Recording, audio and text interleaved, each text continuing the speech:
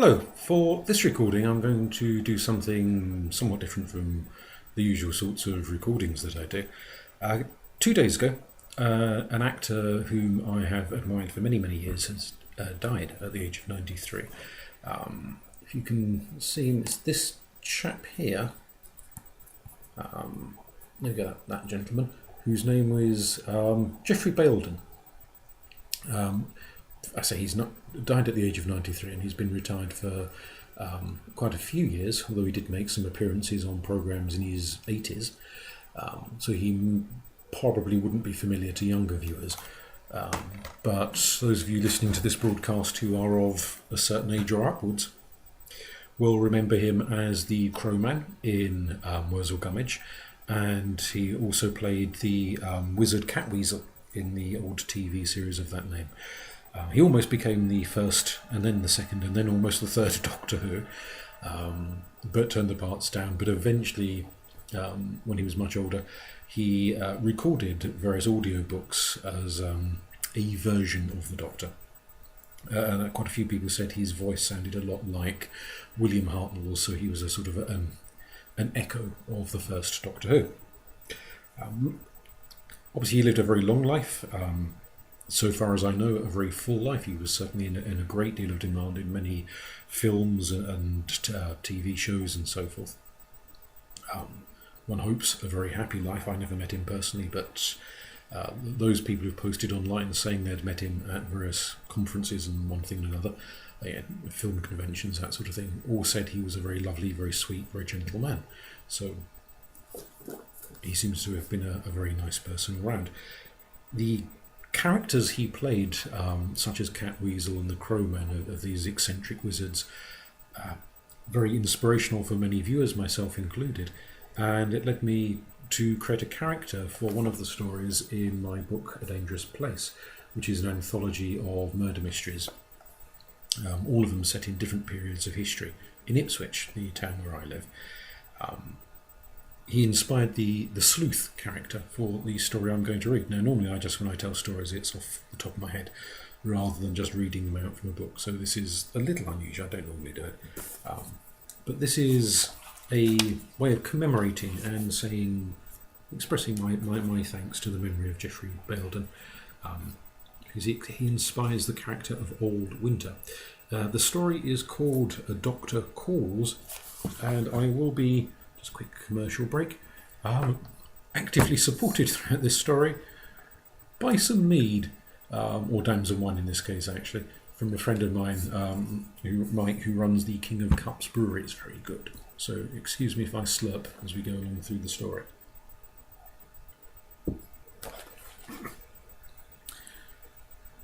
I should just set the scene. This is set roughly 300 years ago in Ipswich. And the story is called A Doctor Calls. Old Winter had just finished hanging a sprig of fresh holly from the rafter when a sharp rap at the door startled him and nearly resulted in him falling off the chair. Muttering and tut-tutting, he clambered down and opened the door to admit a bustling, rather overdressed woman, desperately trying to look 15 years younger than nature intended. "Please, Doctor, you must help me," she declared before bursting into tears. It was not an uncommon occurrence for Old Winter's kitchen to be occupied by weeping women and occasionally by weeping men. She divested herself of a heavy cloak, brushing off the snow, and collapsed into the chair on which he had just been standing. She deposited an aromatic and still warm apple pie on the battered table. It took him some moments to place the name of the woman, she not being one of his regular customers. "Ah, Mrs. Shaw, would you be requiring a salve for that bruise?" Her hand flew unconsciously to the weak old blemish on her left cheek that was still visible beneath the pancake of cosmetics. No, I fell over and bumped against the table." The cunning man had lost track of the number of women and occasionally men who had such constant accidents around the house. "My health is good, unless you consider a broken heart to be an illness." "Ah, 'tis a love philtre that you require. I'm not sure that even my magic is sufficient to stop Harold straying." "Very kind of you, Mum." He transferred the pie to a pantry shelf. "I shall return the dish to you in due course." "Harry hasn't run off. I tell you, he hasn't," she shrieked, vehemently before sinking warily into a chair which creaked alarmingly. "Harry's been gone nearly a week now. Whatever horrible gossip you might have heard about him just isn't... Oh, what's the use? Look, Dr. Winter, I know my Harry puts it around something rotten, but you've got to understand that he never goes off with any of them. In fact, he's never even stayed out overnight with one of those trollops. He always comes back by the early hours. Except this time. This time he hasn't come back at all. Something horrible has happened to him. I know it has. You can read the future, Doctor. Look into the crystal ball or whatever it is you do and tell me where he is." Old Winter placed a cup of weak tea in front of his unexpected visitor and poured himself a saucer. He laid out some lardy cake, moving with deliberate slowness to allow time to think on the situation and what he knew of the Shaws. Harry was a senior keeper at the Priory Asylum, though he had made far more money on the side from his extracurricular activities. In fact, everyone knew, the law included, though it could find no evidence to stick or witness willing or capable of speaking, that Harry Shaw ran extortion rackets, was part of the Hadley gang's smuggling racket, and was a general thug for hire to anyone who could afford him. His brutishness was widely known to extend to his own family, who were oft seen bearing the badges of the latest drunken rage. "I haven't got a crystal ball, Mrs. Shaw, but I can use coroscopy if you wish, or we can check the tea leaves after you've finished your cup. First off, though, tell me about when you last saw your husband." "It was Saturday, Doctor. We'd just finished lunch, and he was going out on business, and wouldn't be back until late. He told me not to stay up for him." "Is that normal?" "Sabarak tells me that you are holding back." "Oh!" Elsie Shaw recognised the name of the old wizard's familiar spirit, well known to just about everyone in the poorer reaches of Ipswich. "He was acting strangely. I don't know how to put this, but he was too nice, too pleasant. Normally he's as bad-tempered and taciturn as a badger, but for Saturday lunch he was as nice as pie.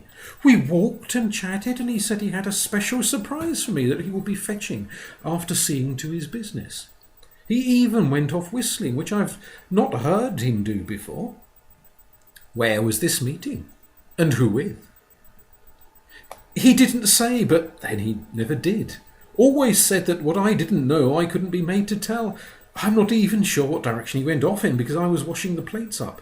I've asked everyone I could think of, but none of them know either. Or they aren't saying, which is why I'm here, asking you." "Port of last call, eh? Well, it always is with me. Tell me who you've asked, so I don't go and trouble them a second time." "Neither of my sons has seen him since that lunch, nor has Harry's mother. He hasn't turned up for work at the asylum or sent any messages to them. I had to make up a story for the doctor what runs the place just to try and keep the job open. Told them his brother's been taken grievous ill. Just as well none of them know his brother's been dead 20 years or more. Thankfully Harry has left just enough money in the house to keep things ticking over, but that ain't going to last long. I spoke to Ernie, one of his friends at the asylum. He'll be livid if he finds out. He don't like me talking to Ernie or to any of them." Old Winter knew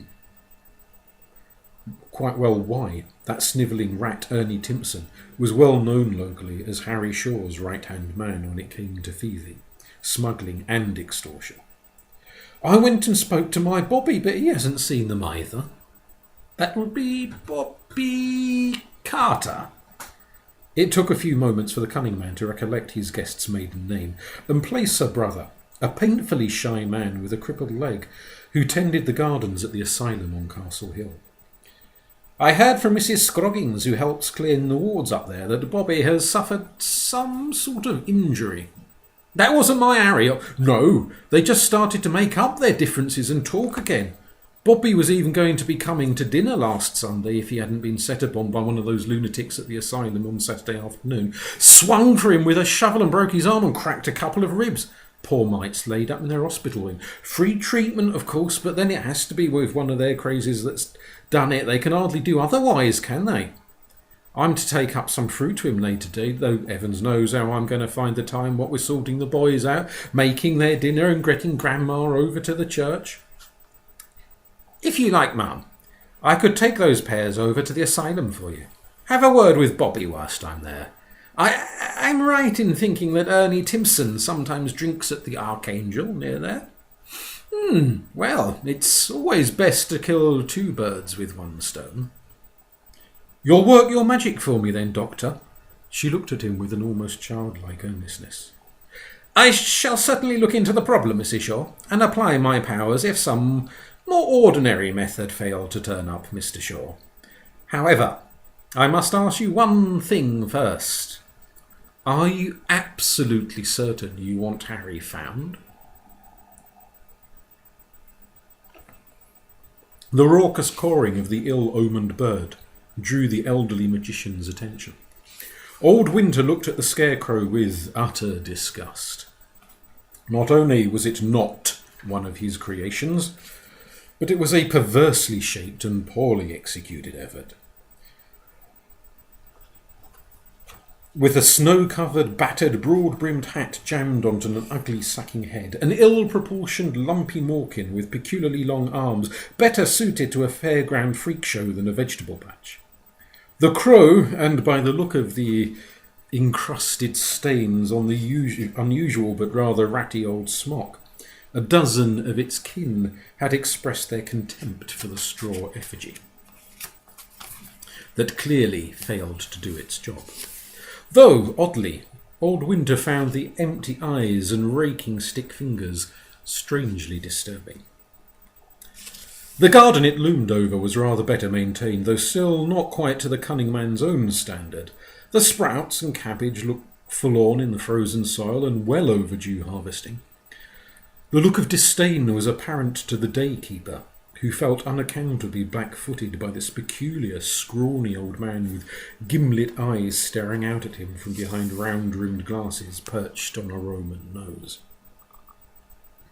That old scarecrow was made by the inmates on the superintendent's orders. It's good for the mad ones to have something useful to do with their hands like. That's what he says anyway. Some of them like to help out. Doing the gardening too. Though being eyeball gentlemen, they don't really know bugger all about it. Just do as Mr. Carter says. At least most of the time anyway. These last few days with him laid up in the hospital wing, they've just been doing whatever comes into their heads. And there ain't no accounting for that. So, Mr. Winter, do you want to take this job on for a week? Maybe 2 at the most? Yes, I think I can make something of this mess. Certainly that vegetable plot is in bad need of some care. I'll repair this horrid old mawkin tomorrow. It looks as if it's long past needing it. I was only put up a month ago. Still, what you do with the garden is up to you. I see you looking at that scarecrow smock. He blushed somewhat. It is indeed my old tunic. The superintendent makes us wear 'em, partly to keep us clean. Some of the residents are prone to all their food and worse about. He also says that having a uniform helps the visitors distinguish the staff from the inmates. As you're only likely to be here a short time, the superintendent may not bother ordering you one. I doubt Carter's one will fit you, he being so much shorter. Does supervising the patients worry you? It puts off most who might otherwise work here. Not at all, Mr. Fry. I have dealt with many disturbed and unhappy people during my long life.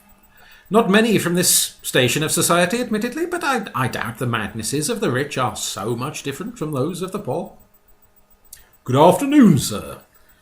The keeper jumped too as a tall, frock-coated figure emerged from around a side door of the asylum and strode across the large intervening lawn, his old-fashioned voluminous frock-coat flapping like the wings of some enormous crow. This here is Mr. Bayldon Winter, who has agreed to take on tending the gardens until poor Mr. Carter is back on his feet. He has some experience of working with the sick-minded. Ah, good afternoon to you, Mr. Winter.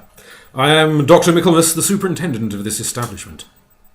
The large man reached out an enormous paw and shook the new gardener's hand. He had dark curling hair and piercing eyes set in a heavy countenance. Have we met before? You seem familiar to me. Briefly, several years ago now. I helped to bring a man into your asylum after he had escaped and become confused. His name was, what was it now? Quite affrighted by the thought of vampires he was. Richmond? That was his name, Sir Cardew Richmond. Ah, dear old Cardew. He always was prone to wander off during his forgetful periods. Sad to say he died 2 years ago from a seizure. Then you are familiar with the kind of gentleman we get here. Good, good. He made to amble off, but old Winter stalled him with a question. Before I take up my duties here, Dr. Michaelmas, I should like to know precisely what happened to Carter. Was he attacked by one of your inmates? Well, indeed, I can understand your concern to know such a thing. He dusted the snow off the rather rustic wooden bench and perched awkwardly on the edge, causing the seat to groan and perch awkwardly, alarmingly. Fry here? He can take you to see him, so you can reassure yourself that his injuries are not deadly ones. He has a broken arm and 2 cracked ribs, which I tended to myself. He was set upon Saturday afternoon past by young Mr. Burke, one of our regular residents. He has spent several stays with us during his deranged episodes, though he has never shown any potential violence before. Please be assured that we do not knowingly expose our gardeners to danger. Mr. Burke is prone to rather curious fancies. This last time his family brought him in for a rest cure after he vandalised a statue at the Corn Exchange. He believed the figure was actually alive and had endeavoured to attack him. The town burghers are far from amused, I can tell you, and were it not for the wealth of his family buying a new statue, then he would be labouring in prison as we speak. Very sad case. Oh, pardon me, Mr. Winter. But I have a terrible headache again. I do not know what it is about this place, but I seem to suffer from nothing but headaches whilst I work. The great bear of a physician rubbed his aching temples wearily and wandered off into the garden. Taking this as a seal of approval, the portly daykeeper escorted his newest recruit to the hospital ward. Old Winter stared down at the gaunt, pale man sleeping in the hospital bed and wondered if he really needed to wake him up. There were 2 other patients on the ward, one with a heavily bandaged head and the other sporadically hacking up his lungs and spitting phlegm to a basin. Give him a shake, that'll wake him up. The grey-haired magician was startled by the sudden appearance at his elbow of the rat-faced orderly, who had moments before been sweeping the floor in the far corner. Ernie Timpson, you gave me a start. Do I know you, mister? A furtive, mistrustful expression spread across the sharp features. Winter noticed the knuckles whitening on the broom. Your widow's sister has visited me on a number of occasions for physic and consultations about the future. I have seen you in passing, though you never stopped and spoke. You live still with her, I take it? The disconcerted little man nodded and relaxed his grip on the broom. You're the walking maker. Fancy seeing you in a place like this. Don't tell me this wet weekend is some relation of yours. I'll wake him up for you if you like. No, wait a little longer. He clearly needs his rest, and no, he is not a relation of mine. Who was it that attacked him? That nutter Burke. Burke by name and Burke by nature. He sniggered at his own dazzling wit as he confirmed the superintendent's account. He was meant to be digging up potatoes or whatever vegetables they need for the kitchen. Billy boy here can't manage it himself, being a cripple. Though he still takes a wage for being head gardener, which is a bleeding cheek if you ask me.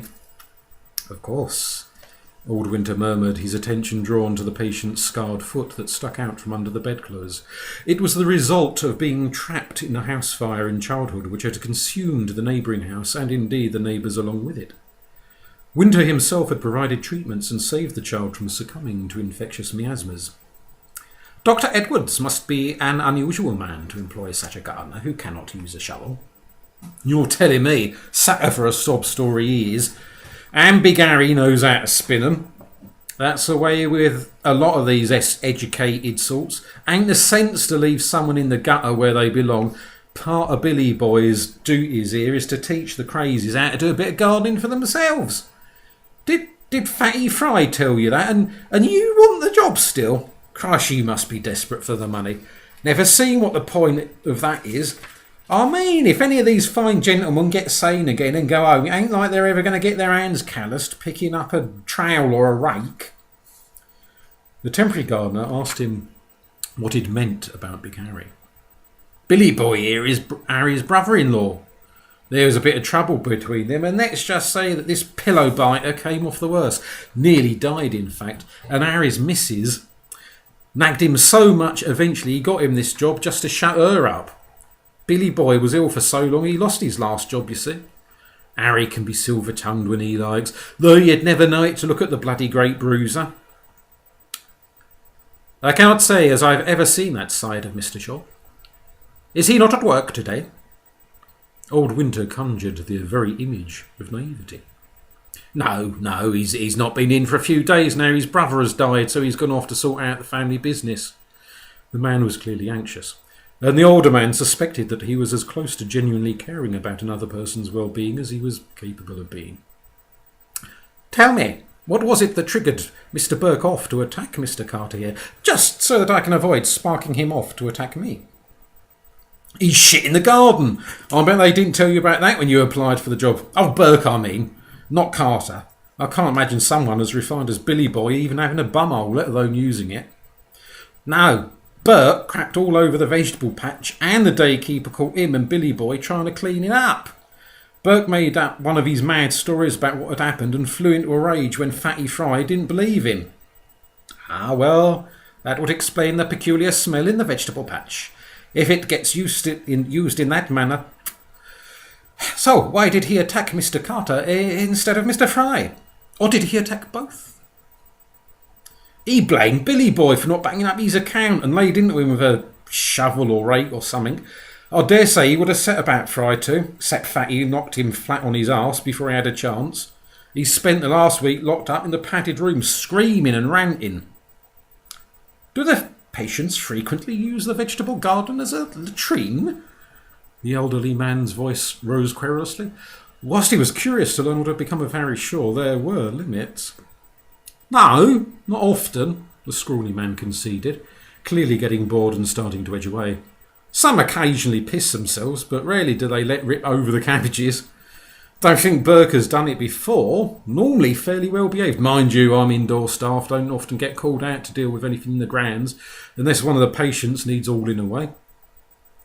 The door to the ward banged open as another orderly entered, and Winter's unwitting informant wandered off, trying to look vaguely industrious with the broom. How much of that did you hear? The cunning man whispered in the apparently sleeping patient's ear, startling him sufficiently that the emaciated man's eyes sprung open with surprise. Just the last little bit. He had the decency to blush. I'm awfully sorry, but why are you here? I don't think the superintendent approves of your sort of medicine. Oh, I'm not here to treat your injuries. Bayldon Winter chuckled. Partly, I'm here to cover for your gardening duties until such time as you are well enough to return to work, and partly I am here bearing gifts from your sister. So tell me, did Mr. Burke batter you just because you wouldn't agree with his story? I shall make a point of avoiding him if so.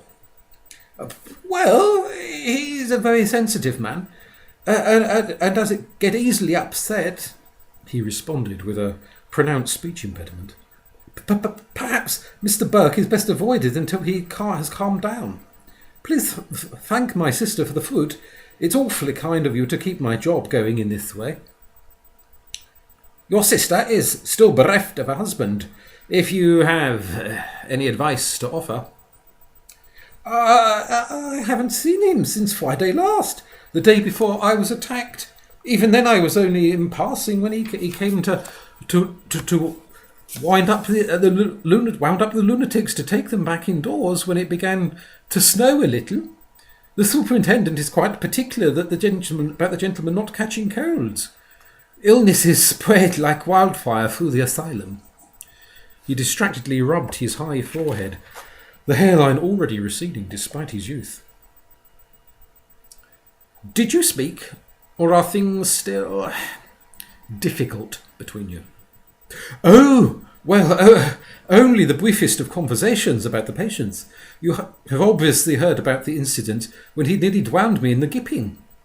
Well, that was some years ago now, and I admit to having been exceedingly angry and bitter. However, I recently came to renew my faith in the Lord, and with the help of a very dear friend, come to embrace forgiveness.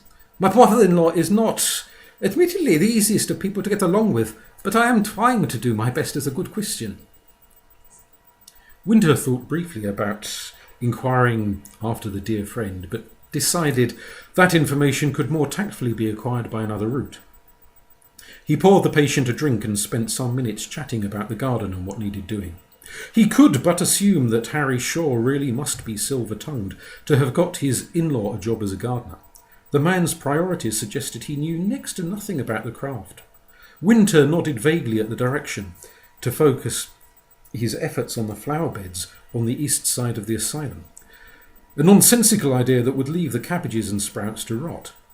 Presumably the superintendent was far more interested in just using the gardens as some means of occupying the patients than in it being a productive source of food, healing herbs or even just flowers. Sadly, the week or two he was likely to be employed for was not going to be sufficient to turn this sorry state of neglect around.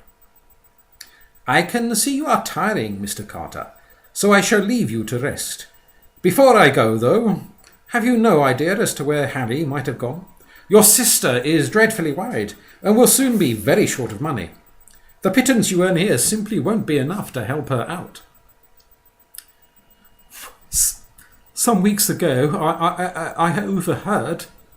He looked nervously about the ward and spoke in low, confidential tones. Well, I overheard a conversation between Harry and Ernest Simpson whilst they were tending to the patients in the Green Ward. I was outside the window doing some reading. Not eavesdropping, you understand. It was just that the wards are so large and echoing that almost all sound carries. Timpson was warning Harry about some rival group. I expect you've heard about Harry's involvement in the Hadley gang. It's an open secret round these parts of Ipswich. The Cleaver family. The Cleavers? They aren't smugglers. They're burglars and pickpockets. Why would they start muscling in on the Hadley racket? They don't have the brains to run an operation on that scale. The little man in bed shrugged his shoulders, wincing at the pain in his ribs, and indicating that the shenanigans of the criminal underworld were a mystery to him.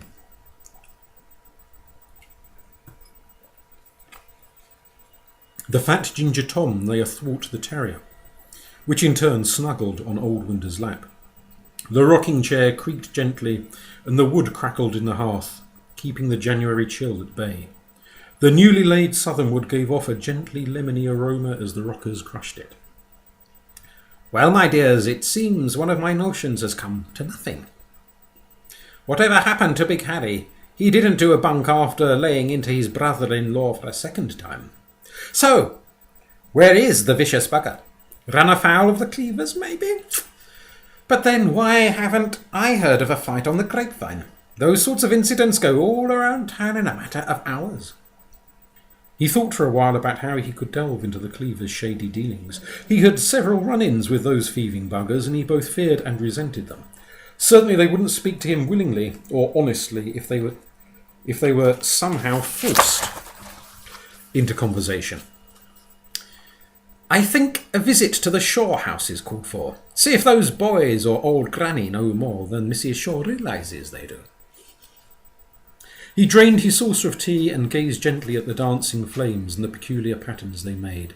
He always found it most helpful to watch the fire and the messages it brought from Sabarak, his guiding spirit.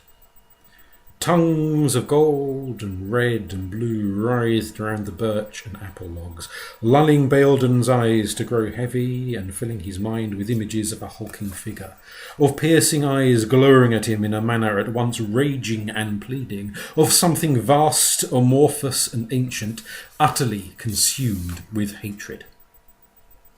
Old Winter pulled himself out of his trance, feeling quite nauseous. The cat had disappeared off, and the dog sat huddled against the dresser with his hackles up. Whatever else was going on, he felt quite certain that Harry Shaw was no more. The only person who could testify to seeing him after he left home on Saturday gone was a local prostitute who was sure she'd seen Harry ambling towards the Archangel in the early afternoon. Oddly enough, she had sworn he was whistling a jaunty tune as he went. Had he died that afternoon during his supposed business meeting, or later? There was also the question of what could have happened to the lumbering oaf's body. Jake Shaw was a younger edition of his father, in looks at least. He stood 6.5 feet tall with the same hefty shoulders, shovel hands and lantern jaw. Despite being a mere 15 years old, he showed every signs of bulking out into the swaggering ogre that had sired him. His left eye was puffy with a yellowing bruise, seemingly the only resemblance he bore to his mother. He held the empty pie dish and looked from it to the elderly visitor, as if he had scant idea what to do with either. "A saucer of tea would be nice, young man. There's a very sharp wind blowing in from the docks," the querulous gentleman declared. "Oh, yeah, right. Yeah, you better come in then. Mum ain't back yet." "Do you know how to boil a kettle?" "Yeah, suppose." He slouched into the kitchen and began awkwardly blundering around until his visitor warily intervened and helped rekindle the neglected hearth fire before putting the iron kettle on the iron spit arm. "Is your grandmother well?" "Oh, yeah, she's asleep. Nods off a lot these days. If she hears you clattering about, she'll probably come down to see what's going on." Old Winter wasn't entirely sure if this was a warning to avoid rousing the aged and notoriously cantankerous relative, or a wish on the part of the youth to offload his peculiar visitor on someone else as soon as possible. "I haven't seen her for quite some time. I take it there's still no word from your father, Jake?" A curious expression fleeted across the young giant's face. "Ah, what a shame. This whole experience must be very distressing for you and your mother. Hopefully he'll return before the rent is due at the end of the month." "I'll bring money in." Jake suddenly became animated in defence of quite what? The magician was unsure. "I earn a bit of money helping out on the market as a porter. Just fetching and carrying heavy loads. Like I'm not quick enough with numbers to be selling anything. Not like Toby does. Dad says I'm as thick as shit, but at least I can put me back to hard labour." "Ah. And does Toby work on the market?" "Oh, on Mr. Griddle's grocer's store, though he's off at the moment. Had an accident." A sullen look once again took over the boy's heavy-set features. "Dad wants us to work at the asylum as soon as places come available. Seems to think something should open up soon and the money's a bit better than on the market." "Yet you don't fancy working at the asylum alongside your father and uncle. Why is that?" The lad's only response was an inarticulate shrug. Winter let several long minutes creep past in silence as he observed the youth before him. "Mad people can sometimes be quite frightening, can't they? Now, I have my bag of medicaments with me. What sort of accident has befallen Master Toby?" A look of alarm crossed Jake's face and he attempted to downplay the accident or the necessity of any intervention. Winter, however, was quite used to dealing with boys, having had 5 of his own, and for all of his immense size, Jake was little more than a child at heart. Fixing the lad with his sternest stare, he sent him off to fetch his older brother from the curtained-off section of the bedroom the two of them shared. If Jake was a replica of his father, then Toby had the bones and features of his mother. The delicately built blonde youth limped awkwardly into the kitchen, propped up by his younger brother, and showing all the recalcitrance of a schoolchild summoned before the headmaster. He attempted to brush away all offers of help and avoid being examined, but the elderly healer was as persistent as his own terrier that waited obediently by the hearth and watched the scene unfold. The skinny boy finally lifted his shirt to reveal a canvas of slowly fading welts in assorted shades of yellow, blue and purple. obviously created by a heavy leather belt. Winter also marked a number of encrusted bloody patches from what was certainly the buckle. Like most people, the Shaws were wary of washing too often, and had not properly tended the injuries, some of which were now beginning to fester. I fell downstairs, Toby whimpered. Of course you did, boy, Winter muttered with disgust. Jake, put on some more water in that kettle. I want it warm, but not boiling.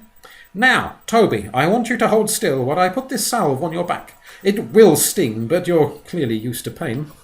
Good lad. Now, this will be much easier if you just take the shirt off, and then I can tend to the marks on your arms and chest as well. What are you doing here? The shrill voice cracked like a whip, and the guest turned to see a dishevelled old woman of about 70 standing in a much-patched gown, several decades old. Put your shirt on, boy. Your father will leather you a second time when I tell him you have been running off to strangers, whining about a few paltry bruises. Be quiet, you foul old harridan. The matriarch's mouth spluttered with shock before clamping shut when the guest raised his gnarled blackthorn walking stick and pointed it ominously at her. Her watery eyes took in the arcane symbols carved into the wood, which most residents of Ipswich knew to be far more dangerous than mere decorations. This boy should have been with me a week ago for these injuries to be properly tended to, said Winter. Haven't you or your daughter-in-law the wit to recognise the stench of a festering wound? For your information, woman, Toby did not come to me. I came here to assist your family in finding where Harry has disappeared off to. She eventually found her voice. He hasn't disappeared, he's just off with one of his fancy pieces. If that lazy slut were a better wife to him, he wouldn't need to keep going off with these trollops. Keep? Has he done this before, then? Well, no. Not gone off with them as such, but he has had plenty of women. Most likely he's just got sick of Elsie and ditched her. Though I would have thought he'd have let me know what was going on, if nothing else. Any word from the Hadley gang? He addressed the question to Jake, who looked shifty and eyed his vitruvious grandmother nervously. Oh, it's no secret your father is in with that lot, boy. If he has run off with some tart, then your mother needs to know, and I can stop wasting my time looking for him. But if he is holed up in some woman's bedroom, then it'd be still be in contact with his fellow smugglers. Knowing your father, he wouldn't be passing up the chance to make drinking money just for the sake of a leg over. Nor would he hesitate to put a lad your size to good use for that bunch of roughs. So I'd ask you again, Jake, has he been in contact with the gang? No, mister. The boy shook his head and looked even more bewildered than usual. They ain't heard nothing from him either. One of the blokes as runs the gang, he's right concerned. As you say, Mr. Winter, my dad ain't missed a chance to do a job with them in all the years I've been alive, and probably longer. Shut your mouth, boy! The woman hissed between her few remaining teeth. Gran, what's the point in covering things up? Oh, Mr. Winter here is just trying to help. I don't know what happened to Dad, but you know full well he hasn't just done a bunk with some woman. If he had, he'd have turned up for that consignment that went down 2 nights ago. I know the boss is worried because he gave me more than the usual share for helping out. If we didn't have that money coming in, then it wouldn't be much longer before the bailiffs would be turfing us all out on the streets. Jake's right. Toby pulled his shirt back on as the old man finished applying the last of the unguents to his bruises. Mum's spoken to him, to everyone she can think of, and nobody's heard a thing about him. Whatever's happened to Dad, we need to find out pretty bloody quick and then start making some plans.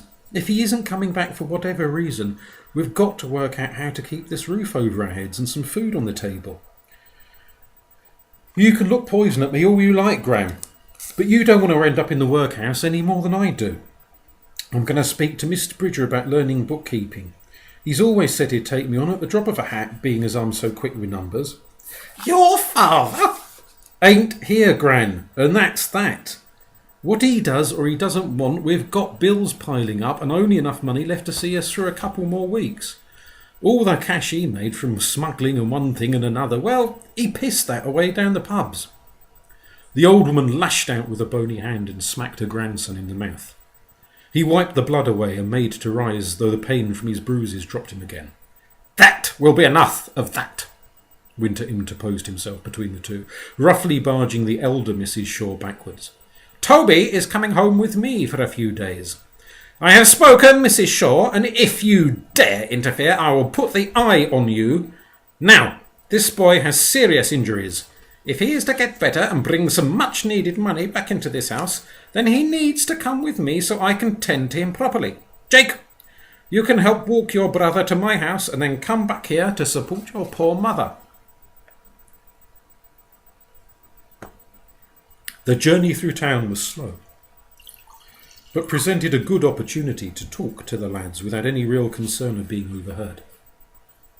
Neither of the young men appeared to have heard any specific rumour about gang warfare, but both clearly assumed that their father was dead at the hands of someone connected to his criminal activities.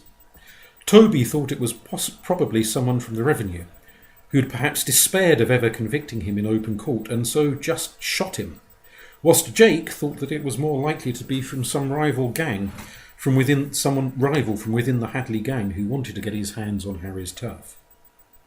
Both boys were adamant that their father had left the house in good spirits Sunday morning, unaccountably so, for normally he was hungover and brutish, instead of his usual Saturday night drinking binge down the Archangel. Harry had stayed at home and been as close to pleasant as either of them could remember him being in years. He'd even promised to treat them all, Uncle Robert included, to a meal at one of the slightly nicer pubs on Sunday. Of course that hadn't happened, between him disappearing and their uncle being battered by the mental patient that very afternoon. One of the cleaners had brought word round of the incident after she'd finished duty that evening, and Jake had trundled dutifully up with his mother to visit the injured man. There had been neither sight nor word of Big Harry either on the way there or back. They had, the boy informed him with some degree of youthful disdain for the very notion that anyone over the age of 30 might have a sex life, stopped off on the way back to inform Uncle Robert's lady friend of his plight. Old Winter bottled up the identity of the lady for future reference. It was unlikely that she might have an involvement, particularly given that Robert Carter really had been assaulted by a lunatic and not his brother-in-law, as Winter had first suspected, but one never knew where a trail might lead. Despite his evident discomfort, Toby stared around the cottage, wide-eyed and excitable like a child on holiday. Old Winter fielded what felt like 100 different questions about every bunch of herbs, almanac, jar of curiously coloured lotion, talisman and amulet in the place. In many respects, the boy made Old Winter think of what his youngest son might have become had he survived.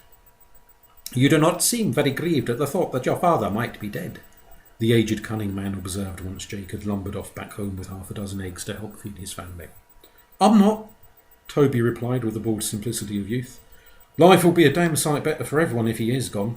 Money will be in short supply for a while, but we'll muddle through, and things will get easier once I've apprenticed as a bookkeeper. Gran will be dead by then too, so there'll be one less mouse to feed." "That's certainly possible," the old man responded, feeling rather disconcerted by this blasé approach. The potting shed was a vision of almost obsessive orderliness, with numerous seeds and bulbs arranged in jars, shelved by size. A host of gardening implements, spotlessly clean, dangled from racks. It took some moments for Old Winter's eyes to adjust to the gloomy interior, whereupon he noticed first the large mound of straw dumped in the centre of the shed, and the young man nested up asleep in the middle of it. As the gaunt man stood perplexed by the discovery, the sleeper awoke and stared at him for some moments before speaking in a cultured, but somehow strangely childlike voice. "Oh, you won't tell them I'm here, will you?" "Tell who?" "Him. The Guardian. He can't see me from here. Please don't tell him where I am." "Where's Mr. Carter? You're not Mr. Carter." "No, I am Mr. Winter. I have been hired to take care of the gardens until Mr. Carter gets out of the hospital." Who are you?" "Oh, Oliver Burke, sir. I didn't mean to hurt Mr. Carter. I just got angry when he wouldn't tell me the truth about the monster." "I think Mr. Carter knows that you were rather upset last Saturday." What guardian is that, Mr. Burke? Winter cast a wary eye about to see if there were any potential weapons within the young man's reach. Oh, the one that watches me, watches everyone. I missed my dinner on Saturday. Mr. Fry hit me and dragged me into the safe room.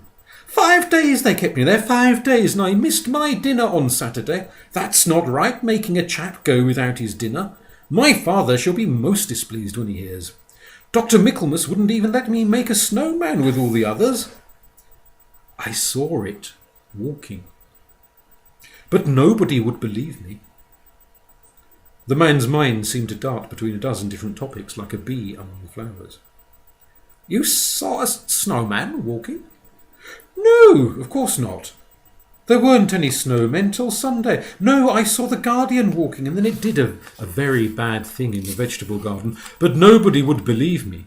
Even Mr. Carter, and he knows because he has seen the guardian walking too. He just doesn't want to admit it in case they lock him up here too. This is a horrible place, sir. I begged father not to send me back here, but he never listens.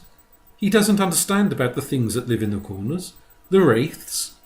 You understand them, don't you? I can tell you don't like it here either. Old Winter could scarcely disagree with this, and whilst he had yet to see any wraiths loitering in corners, he had certainly felt a looming sense of hostility. Tell me, young man, have you seen anything of Mr. Shaw, one of the keepers? Oh, no, he isn't here any more, thankfully. He's a horrible man, always punching and slapping us. He twisted my arm quite badly once, and Dr. Michaelmas had to put it in a sling on it. He tried to drown Mr. Carter once, so I heard. Everyone here hates him. Even Dr. Michaelmas is scared of him. Maybe the guardian drove him away. The old man lowered himself to kneel on the floor beside the troubled young man and proffered half a sandwich while inquiring further about the source of his knowledge. Oh, I heard them arguing in the doctor's office before Christmas when I was helping to weed the garden. That ugly brute threatened the doctor and said he knew things about him. He always liked to know things about people, bad things especially. Once he gave me sweets and he asked me all sorts of questions about father, but I wouldn't say anything. Even when he started hitting me, I refused to answer his questions.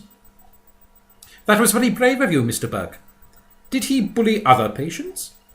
Oh, yes, lots, and quite a few of them are not as brave as me. They told him bad things about their families. He liked to know all sorts of things, but I know something he didn't.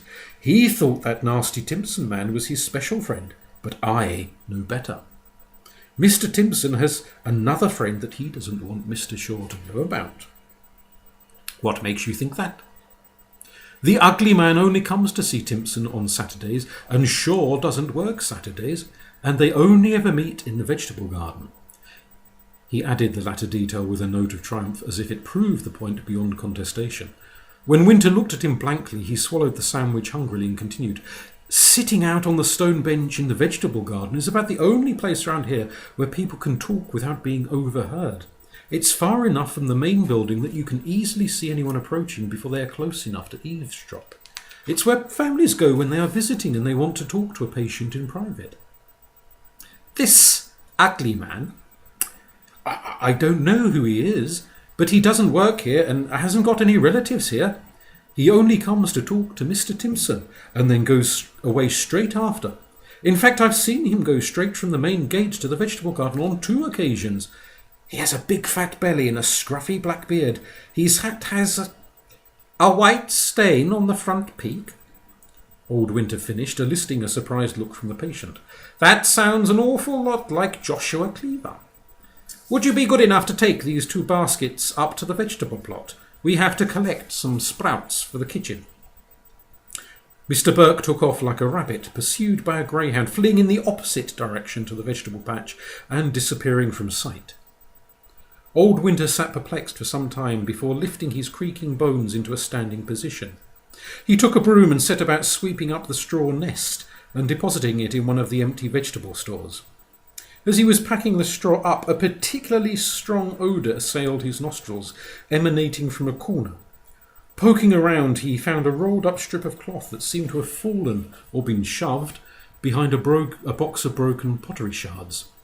It appeared to be half an old neckerchief, but soaked with the pungent aroma of dwale. Winter rather gingerly placed it on the workbench and scanned his eyes across the numerous jars and bottles just to be sure. He opened each in turn and sniffed, but his nose confirmed what his eyes had seen. Not one of these containers held the incriminating preparation. Miss Violet Stanford peered across the dainty tea things at her unexpectedly and largely unwanted visitor. The cunning man smiled tightly at her and took note of the cracked and glued saucer, chipped cups and not-so-visible repairs to her dress. Miss Stanford's possessions had, it was fair to say, seen better times, as indeed would Miss Stanford herself, although she still strove to maintain genteel appearances. Mr. Carter and I and I hope you will keep this to yourself for the immediate future, engaged to be married. We had planned to announce this to to his family over dinner on Sunday past, but one of those benighted lunatics attacked him the day before. I expect you already know that, Dr. Winter. How long have you and Mr. Carter known each other, may I ask? Oh, well, she blushed and tittered in a slightly self-conscious manner. We knew each other some 7 years ago when he worked at the Ipswich school. He was a junior master there teaching mathematics. He was a scholarship boy there himself in previous years, you know. My papa was also the chaplain there and taught a little Latin. Does your father still preach there? Old Winter wondered why a clergyman's daughter should be renting a tiny room in one of the poorest parts of Ipswich. No. Papa left the school some years ago. Discomfort touched her eyes, and her guest dimly recalled some minor scandal at the school, though the exact details escaped him. Things were rather difficult for a number of years. Finding another living proved exceedingly difficult, and we had to move several times. Mamma died in the fever that swept town 4 years ago. Then Papa simply lost his spirit and dwindled away. I have no siblings, sir, nor any other relative. I am required to earn my living by way of employing what little Latin I have in assisting students, and even providing some small degree of help to Dr. Michaelmas with his medication records and so forth. Ah, then presumably you will have met Harry Shaw, in passing at least, at the Priory Asylum. Yes, I have encountered him in the corridors and on a couple of occasions when Mr. Carter and I were taking the air along the banks of the Gipping and elsewhere. Without wishing to be indelicate, he made some frankly improper, not to say obscene remarks, even when he knew that his brother-in-law and I had an understanding. Well, he continued to be very inappropriate. Her fingers unconsciously strayed to some finger marks on her left wrist. Winter placed the barely coloured cup of tea down, wishing he were not in such suffocatingly genteel company. There was no cake on offer. He looked at the leaves in the bottom of his cup for some time and wondered how best to approach this rather brittle woman. Do you, that is to say, well, can you read the leaves? Is that so, Dr. Winter? Indeed, ma'am. Tasseomancy is a particular skill of mine. Would you like me to read the leaves in your cup? Without waiting for a response, he plucked the bone china cup from her hand, upended it into the saucer, spun it 3 times, and then turned it upright to look at the patterns formed in the remaining tea leaves. There is a terrible burden on your shoulders, one not of your making. Life gives you a chance to share this weight with a like soul, one who also has burdens to bear. People should not be held accountable for the acts of their relatives. It is most unfair of society to judge in these matters, she commented sadly. Indeed so. There is a man around you, a fatherly figure, very kindly towards you, but one who is greatly troubled. I feel there is some menace towards him. That threat is receding now, but it looms over you both. Oh, Dr. Michaelmas, he has been very kind to me.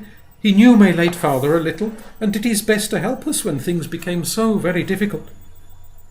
Is he being threatened in any way? Yes, I think he is. She spoke very quietly. I have often seen him this last week, with his head in his hands, asking himself in a despairing tone what he is to do.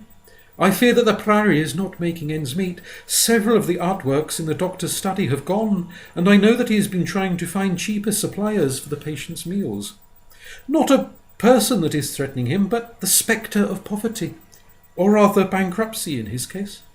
I shall tell you in confidence, sir, that this is a menace that has loomed over me as well.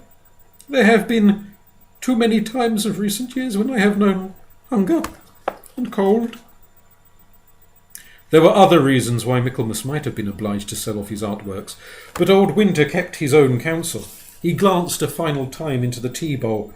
You will soon be facing a dilemma, Miss Stanford. An important choice that will change your life forever.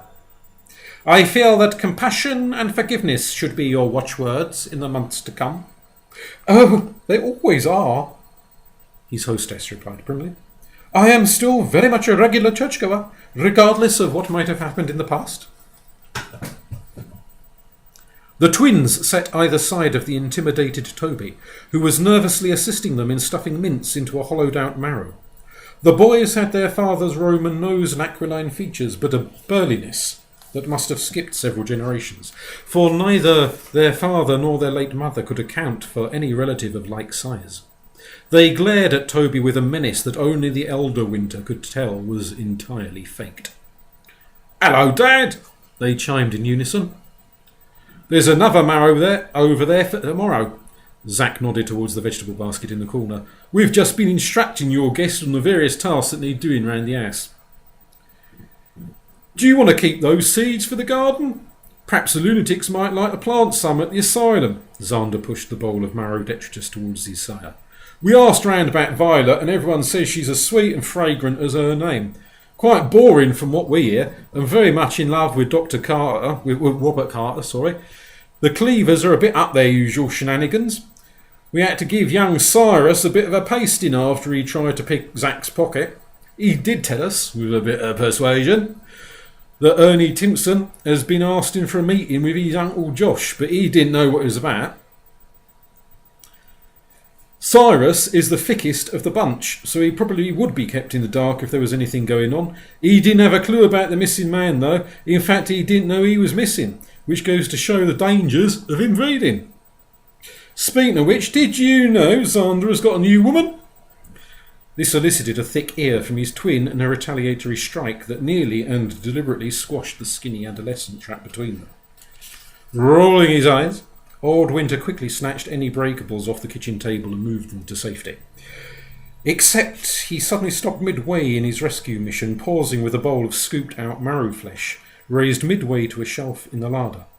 Eventually, his youngest surviving sons paused in their play squabbling long enough to notice the strange tableau. Dad, you all right?" "Yes, Zack," he replied after a distracted pause. "Xander, Zack's the ugly one, I keep telling you. Sure you're all right?" Yes, Toby, I want you to go and ask your mother and brother to meet me up at the asylum within the hour before we lose the light." "Yes, sir. And what about Gran? Shall I bring her too?" "Oh, her. No." Winter was clearly lost in greater thoughts, staring at the bowl he was holding. "No, leave her at home.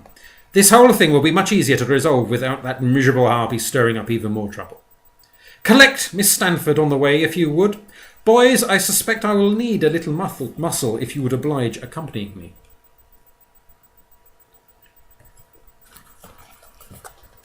Dr. Michaelmas shivered in the biting wind and eyed the crow perched on the Morkin's shoulder, seemingly indifferent to all the people gathered in the vegetable garden. The doctor kept a massive paw firmly but reassuringly on the narrow shoulder of Mr. Burke, who looked as if he might bolt at any moment. Ernie Timpson looked, if anything, even more nervous and kept glancing at the twins, who endeavoured to give their most granite-faced glower in response. Old Winter raised a hand in greeting as the Shaws and Miss Stanford made their way across the lawn and stood in a huddle beside the doctor. "Have you found my Harry? Toby said he thought you had something important to tell us." Elsie Shaw pulled her shawl tight against the wind. Her face was a picture of anxiety, eyes constantly darting between old Winter and Jake. Yes, Miss Shaw. I have found her, Harry. I'm afraid the news is not good, though. I have to tell you that your husband is dead. The widow gave a strangled sob and staggered against her youngest son, who held her upright. How he came to die is a matter of some conjecture on my part, and as for what to do about it, well, I may lay that decision at wiser feet than mine. Where is he? I want to see him. I want to see my Harry. Mrs. Shaw, your husband has been dead probably since Sunday last. Without wishing to be graphic, he isn't a pretty sight. Maybe somebody else should take charge of the body. No, she shrieked, alarming her sons. He's my husband. I should dress the body. Take me to him. I assume he's round here somewhere, or you wouldn't have brought us here. Dr. Michaelmas, make him show me where Harry is. Perhaps Dr. Winter is correct.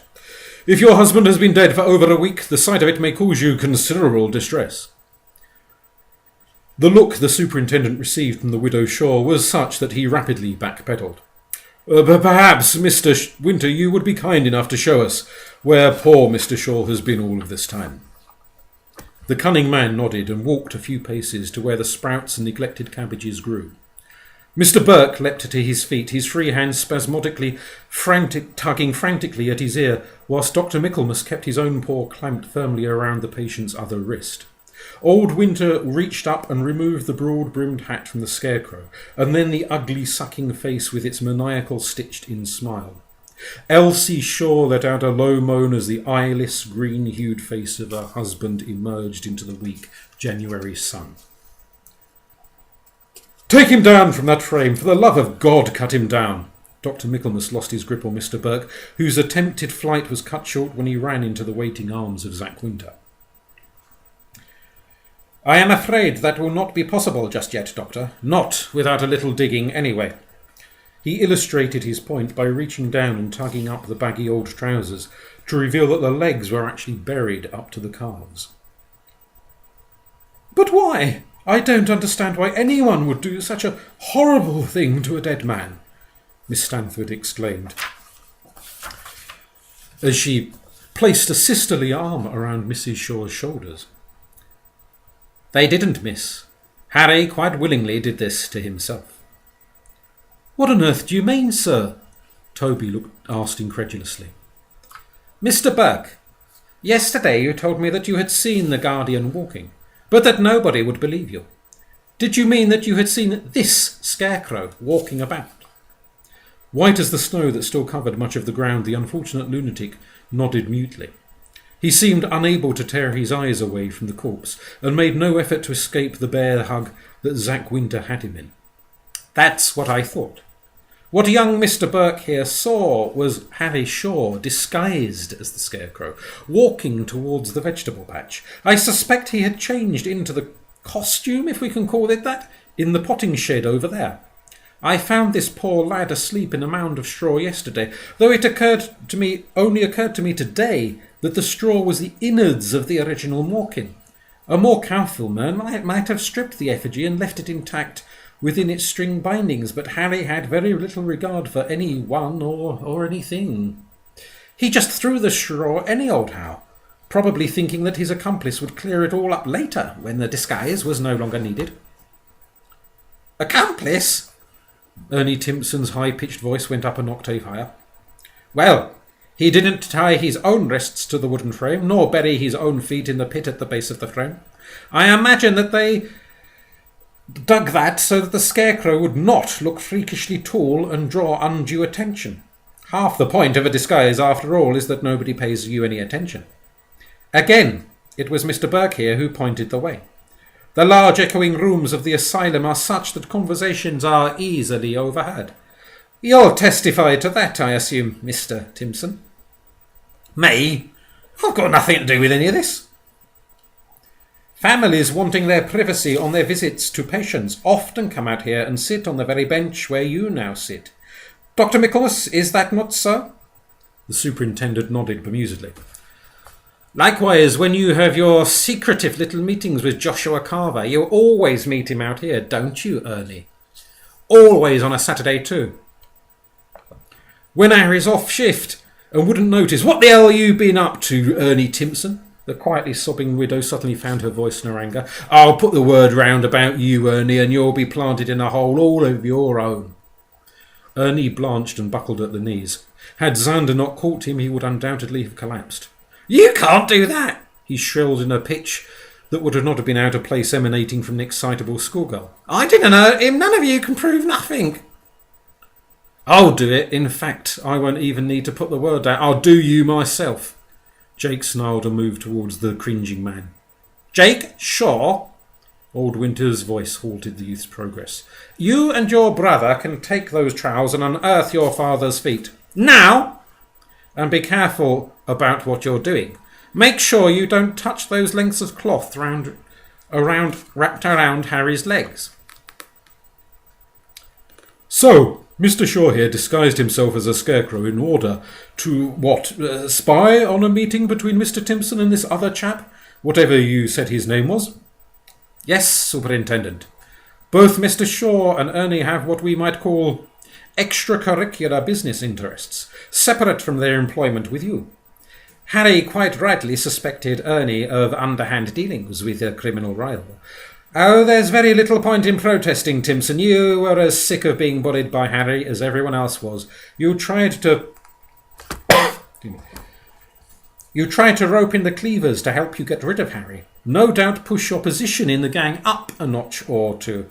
I don't know what you offered the Cleavers in exchange, but I'm sure their palms would have been well greased. Except Harry, for all his brutishness, wasn't as thick as he looked.